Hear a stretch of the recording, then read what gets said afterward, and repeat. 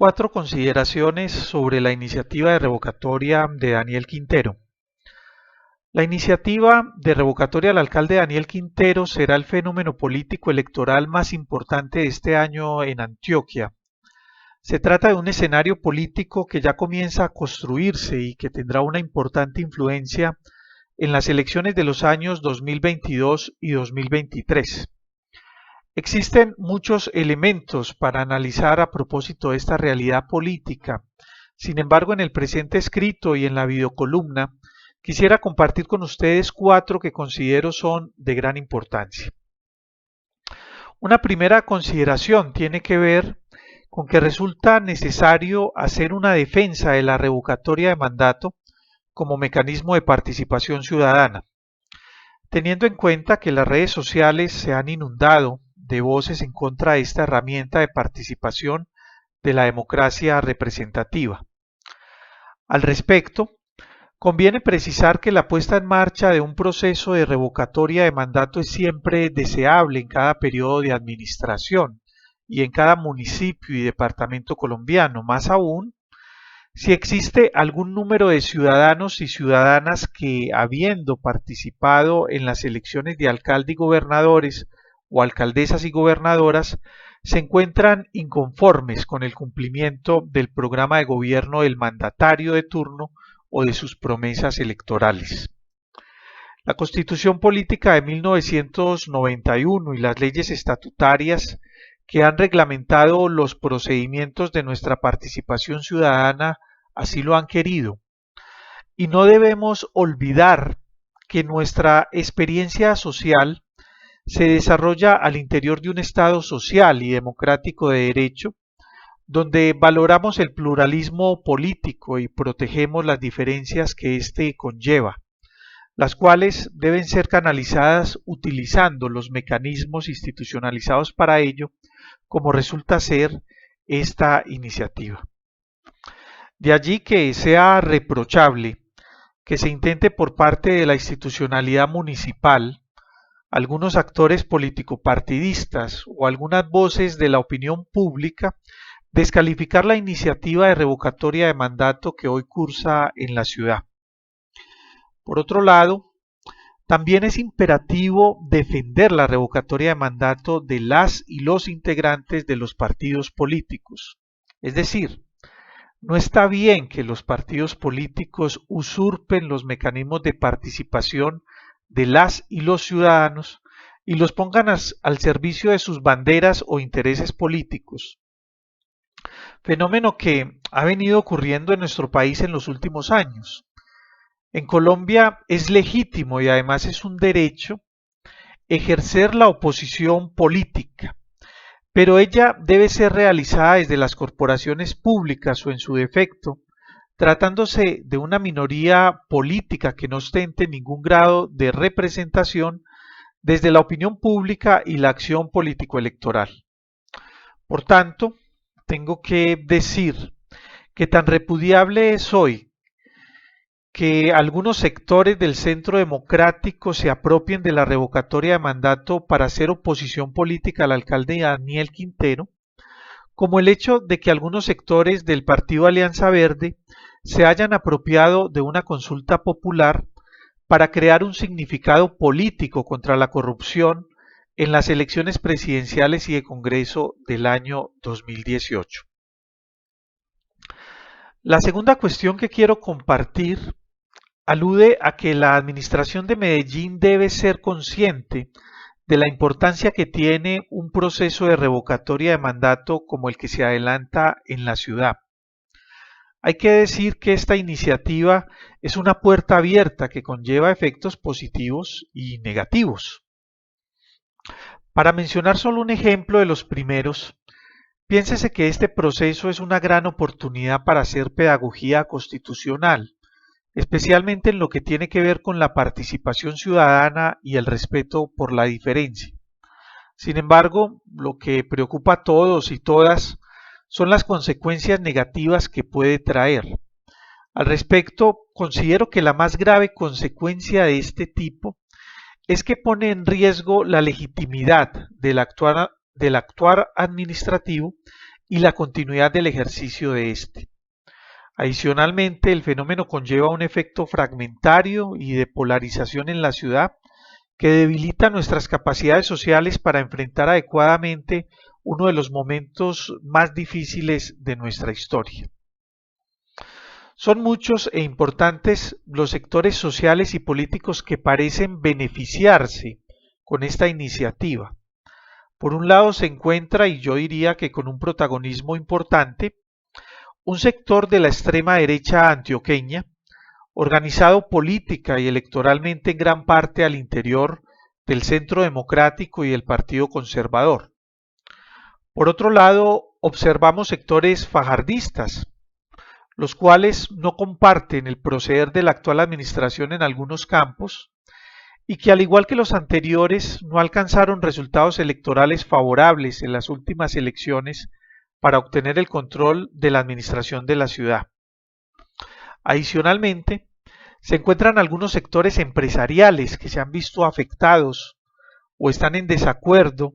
con distintas medidas tomadas por parte de la administración, siendo tal vez las de mayor relieve las relacionadas con la problemática de Hidroituango y con la contención de la vida social durante la pandemia. Y están también algunos sectores progresistas y democráticos, defensores de los derechos humanos todos ellos, que se han visto afectados por la actual administración debido, entre otros aspectos, al incumplimiento de acuerdos específicos de campaña, la toma violenta de la Universidad de Antioquia, el manejo autoritario de la protesta social y la priorización de una política de seguridad dura al servicio de los intereses policiales tradicionales. Como si esto fuera poco, ni la administración municipal, ni el grupo significativo de ciudadanos independientes, que hoy se reactiva con fines de defender la continuidad del alcalde en su cargo, parecen percatarse que en 2019 un total de 479.786 ciudadanos y ciudadanas participaron con su voto negativo a la designación de Daniel Quintero como alcalde de Medellín, es decir, votaron por otros candidatos o candidatas o en blanco, y que son ellos, pues en mi caso me confieso quinterista, el segmento del mercado electoral convocado a votar en el segundo semestre de este año una posible revocatoria. Por tanto, a un lado deben quedar las descalificaciones y las burlas en redes sociales a quienes promueven esta iniciativa, teniendo en cuenta además que podrían tener un crecimiento electoral importante que, si no logra la revocatoria, sí evidencia una fragmentación en la ciudad y un rechazo de miles de ciudadanos al desempeño del alcalde municipal. Un tercer asunto que también quisiera compartir tiene que ver con la incidencia que tiene esta iniciativa en las elecciones de 2022 y 2023. Sin duda, quienes promueven la revocatoria ya tienen ganado un capital político que les permite una posición en la participación electoral, es decir, ocupan un escaque en el ajedrez político antioqueño y han conseguido un significado frente a la totalidad de participantes. A mi juicio, son dos los principales efectos políticos de la iniciativa de revocatoria de Daniel Quintero de cara a los certámenes electorales que se avecinan. Por un lado, el proceso ofrece oxígeno a un sector retrógrado del Centro Democrático y el Partido Conservador, una tendencia que no es del todo respetada en estas colectividades,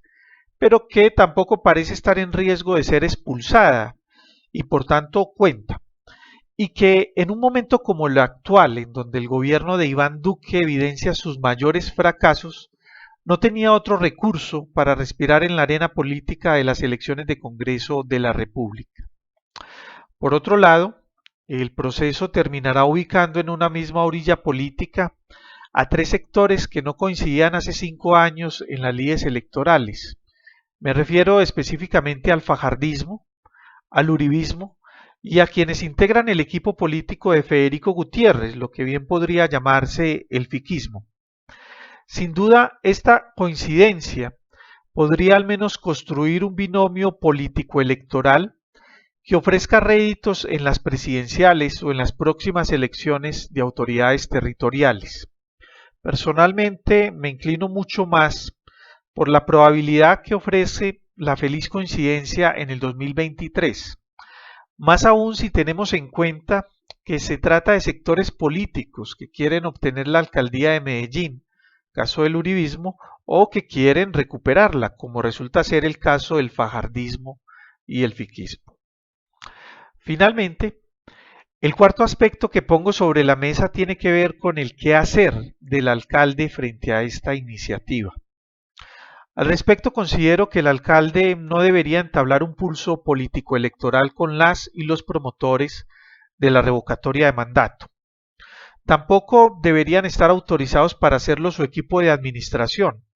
o quienes actúan como contratistas de prestación de servicios en las distintas dependencias. En el fondo, una actitud de este tipo conlleva el abuso de poder y la destinación de recursos públicos a la defensa del alcalde, lo cual podría incluso favorecer a sus contradictores.